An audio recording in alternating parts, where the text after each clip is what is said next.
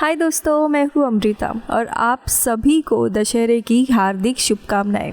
Video में आगे बढ़ने से पहले मुझे मेरे नए मेंबर आयुष @99 इनका थैंक यू कहना है चैनल का नया मेंबर बनने के लिए।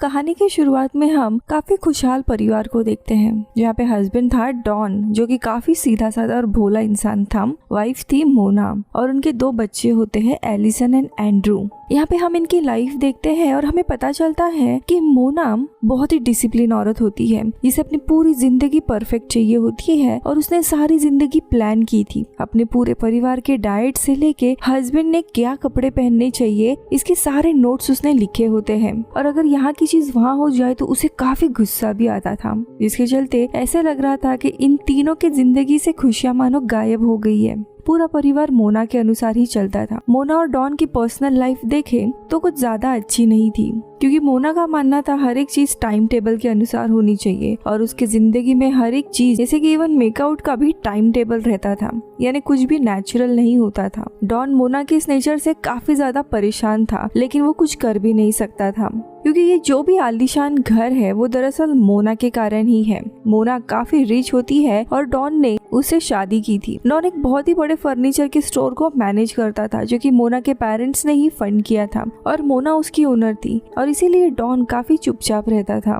अब एक दिन हम देखते हैं जब डॉन स्टोर पे होता है तो वो एक नए एम्प्लॉय को रिक्रूट करना चाहता था, जहाँ पे डस्टी नाम की एक लड़की आती है। डस्टी काफी चुलबुली स्वभाव की होती है और डॉन को वो काफी अच्छी लगने लगती है, इसीलिए अब डॉन उसकी एप्लीकेशन एक्सेप्ट करता है। लेकिन वो जाने के बाद डॉन का एम्प्लॉय और नेबर लेस आकर डॉन को वार्न करता है कि अगर उसके वाइफ को पता चला कि उसने अट्रैक्टिव लड़की को काम पे रखा है तो बहुत ही प्रॉब्लम होगा। वही दूसरी जगह पे हम मर्फी नाम के एक गैंगस्टर के लीडर को देखते हैं। मर्फी और उसकी गैंग धीरे धीरे डॉन और उसके पूरे परिवार पे नजर रखने लगते हैं कि वो कहाँ जाते हैं, क्या करते हैं। जगह हम डॉन को देखते हैं।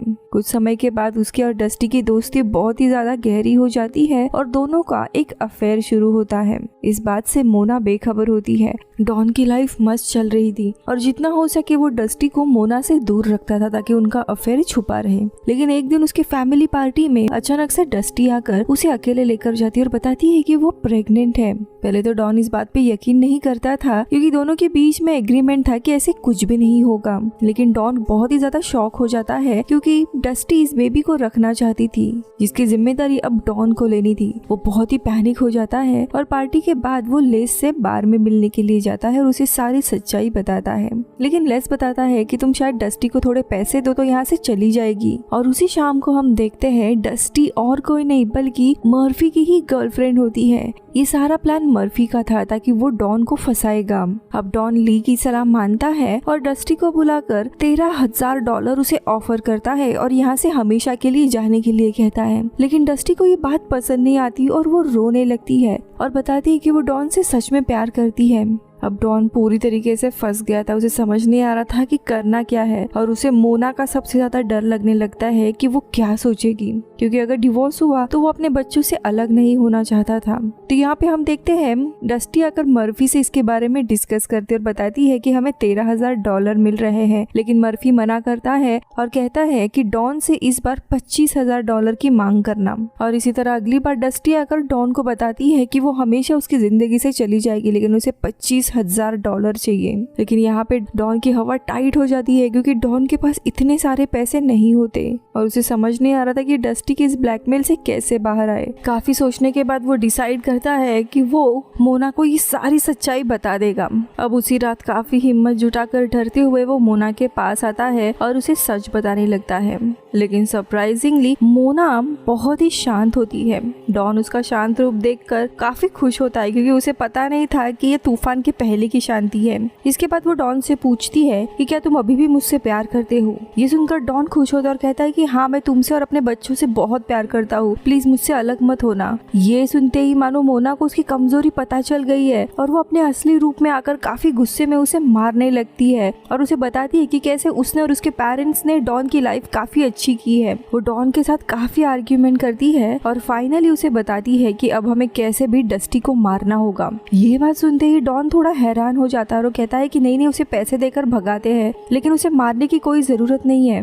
लेकिन मोना कहती है कि नहीं, जो भी मेरे परिवार के ऊपर उंगली उठाएगा मैं उसे मार दूंगी। यानी धीरे धीरे मोना की साइको साइड बाहर आ रही थी। अब अगले दिन डस्टी वापस से डॉन को कॉल करती है और $20,000 कैश मांगती है, जिसे मोना और डॉन दोनों भी एक्सेप्ट कर लेते हैं और उसे अपने ऑफिस बुलाया जाता है, जहाँ पे मोना प्लान करने लगती है कि उसे कैसे मारना है। लेकिन डॉन उसे वापस से मिन्नतें करने लगता है कि मुझे इन सब में नहीं पड़ना, ये सही बात नहीं है। लेकिन मोना उसके बात पर गुस्सा होकर उसे 2 चॉइसेस देती है, या तो डिवोर्स करे और अपने बच्चों को भूल जाए या फिर डस्टी की मदद करे। डॉन पूरा धर्म संकट में पड़ जाता है, क्योंकि वैसे तो वो शांत स्वभाव का था, लेकिन अब उसे अपने परिवार से दूर नहीं जाना था और इसलिए ना चाहते हुए भी वो मोना के प्लान में शामिल होता है। अब थोड़े समय के बाद डस्टी ऑफिस आती है, जहाँ पे डॉन उसके ड्रिंक में एक दवाई मिलाता है। ड्रग का असर होना शुरू हो जाता है और देखते देखते डस्टी वहाँ पे बेहोश होती है। लेकिन तभी वहाँ पे मोना आती है और डॉन को डस्टी को कार के डिक्की में भरने के लिए कहती है।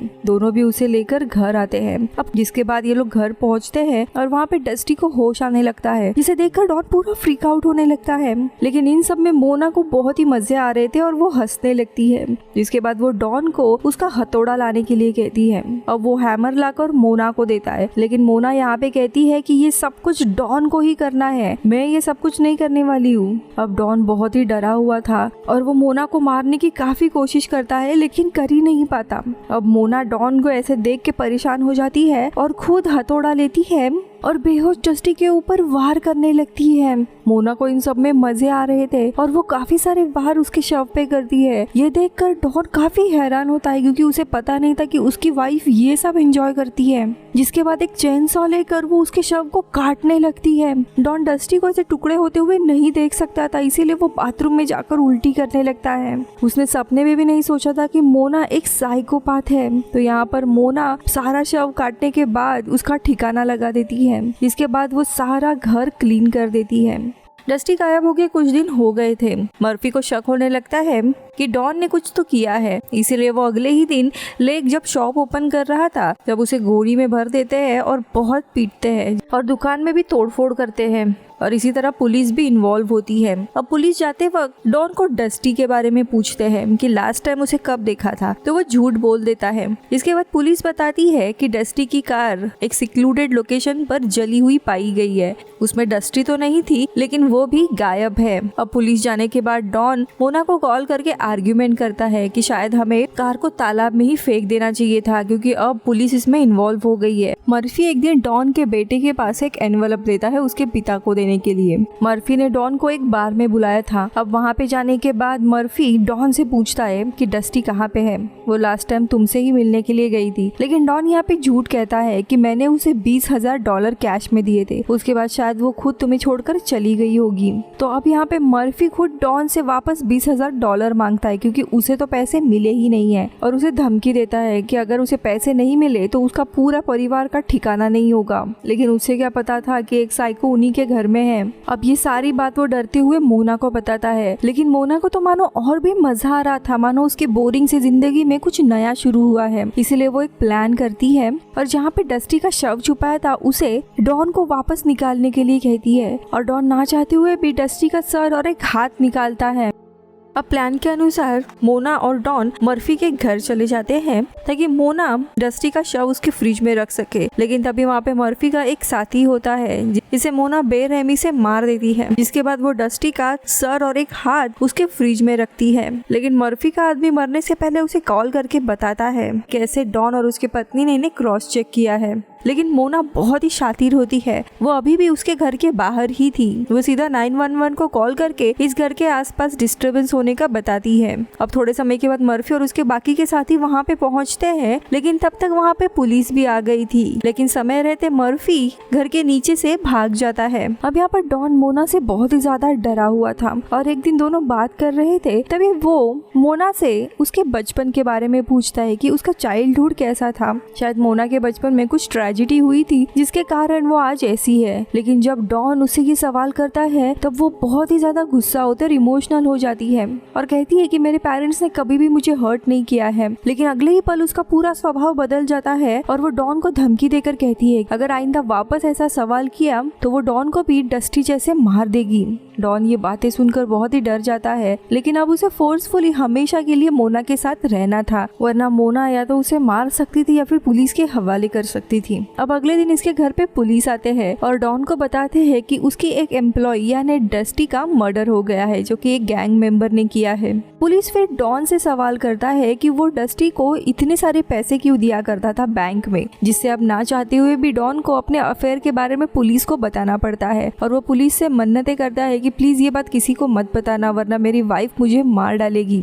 इनकी बातचीत के दरमियान पड़ोसी का एक कुत्ता उनके घर के अंदर चला जाता है, जिसकी वजह से मोना बहुत ही परेशान हो जाती है और पड़ोसियों को वार्निंग देती है कि अगर उनका कुत्ता वापस से उनके घर में आया तो उसके टुकड़े उन्हें मिलेंगे। ये सुनकर खुद पुलिस और वो नेबर भी बहुत ही डर जाते हैं और पुलिस बिना कुछ बताए वहां से चला जाता है।